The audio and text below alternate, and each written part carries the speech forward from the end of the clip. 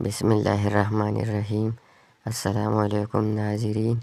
کسی زمانے میں ایک چور بادشاہ کے محل میں چوری کرنے کے ارادے سے گیا۔ رات کا وقت تھا اور محل کے ایک کمرے سے بادشاہ اور اس کی بیوی کی گفتگو کی آواز آ رہی تھی۔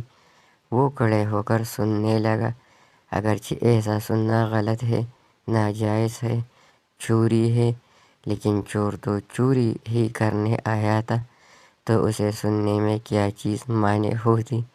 آخر وہ چور ہی تو تھا۔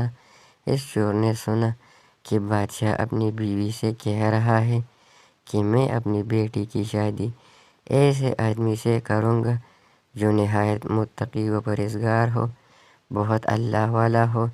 جب چور یہ بات سن رہا تھا تو اس کے دل میں خیال آیا کہ کیوں نہ میں کچھ ایسا بن کر دکھاؤں کہ بادشاہ میرے ہی ساتھ شہزادی کی شادی کر دیں۔ دل میں ایک حیرت پیدا ہو گئی۔ اب وہ چوری کرنا تو بھول گیا، لیکن دھوکہ دینے پر اتر آیا اور گھر جا کر بہت دیر تک سوچنے لگا کہ کس طرح میں اس بات میں کامیاب ہو سکتا ہوں۔ پھر ایک تدبیر اس کی سمجھ میں آئی کہ بادشاہ کے محل کے قریب ایک مسجد ہے، اس میں جا کر بزرگانہ لباس پہن کر اور ان کی وضاحت اختیار کر کے وہاں دن رات عبادت میں مشغول ہو کر بیٹھ جاؤ، تو شاید یہ بات بادشاہ تک ضرور پہنچے گی کہ کوئی آدمی یہاں ایسا متقی پرہیزگار ہے جو دن رات اللہ کی عبادت میں مصروف ہے۔ تو ہو سکتا ہے کہ بادشاہ کی نگاہ میرے اوپر پڑ جائے اور میں شہزادی سے شادی کے لیے چن لیا جاؤں۔ یہ اس چور کا ایک نہایت حقیر اور ذلیل دنیاوی مقصد تھا جس کے لیے اس نے یہ ارادہ کر لیا۔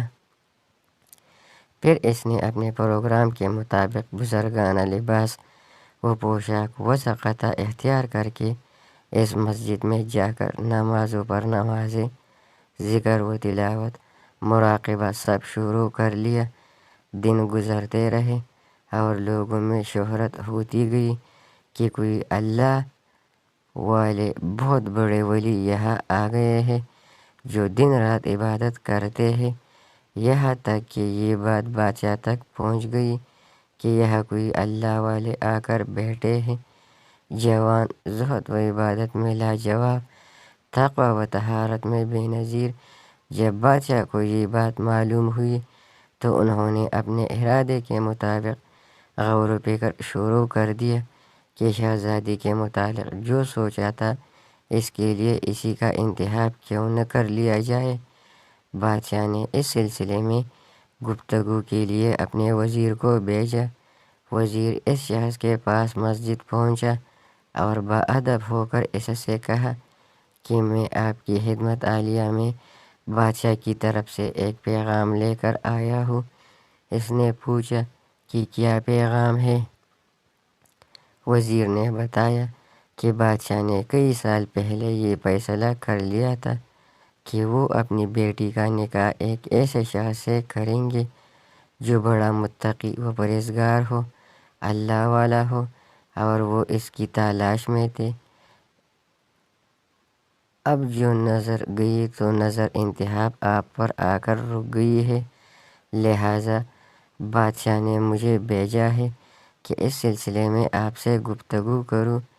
یہ شخص جو دراصل اسی تمنا و آرزو میں یہاں آ کر بیٹھا تھا، بہت دیر تک وزیر کی گفتگو سنتا رہا۔ اس کے بعد اس کی آنکھوں سے آنسو جاری ہو گئے۔ وزیر نے پوچھا کہ کیا بات ہے؟ تو کہنے لگا کہ آج جو پیغام لے کر آپ آئے ہیں یہ پیغام مجھے منظور نہیں ہے۔ وزیر نے کہا کہ کیوں منظور نہیں؟ اس شخص نے کہا کہ دیکھیے، میں صاف صاف بات آپ کو بتاتا ہوں کہ میں اصل میں ایک چور تھا اور ایک مرتبہ بادشاہ کے محل میں چوری کے ارادے سے گیا تھا۔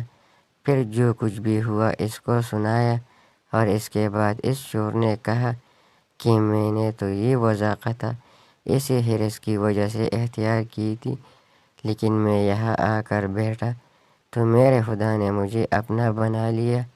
اب بس اس کے بعد مجھے اور کسی کی ضرورت نہیں، میرے لیے میرا خدا کافی ہے۔